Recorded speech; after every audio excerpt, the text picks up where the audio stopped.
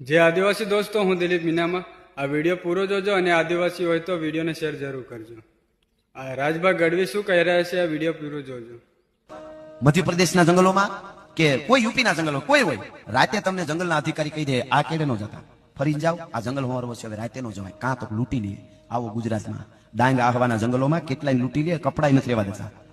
અને આ એમનો બીજો વિડીયો જો. પણ આ કોઈ જ્ઞાતિ જાતિનો શબ્દ જ નથી બોલ્યો. હું પણ વનબંધુ છું, આપ છો એમ જ એસટીમાં આવું છું, તો હું તમને કહું તો હું એવો અર્થ થાય ને. પણ મારું કહેવાનું એ છે કે આને ઓલી રીતે લઈ અને આપણે ન કરી, અને બધા જે વડીલો આદિવાસી વિસ્તારમાંથી બોલ્યા છે એમની લાગણીને પણ હું માન આપું છું, પણ એવી કોઈ જ્ઞાતિ જાતિની વાત જ મેં નથી કરી. હા, તમે જ્ઞાતિ જાતિની વાત નથી કરી, પણ વાત કરી તમે જંગલોની, તો જંગલોમાં અમે આદિવાસીઓ રહીએ છીએ.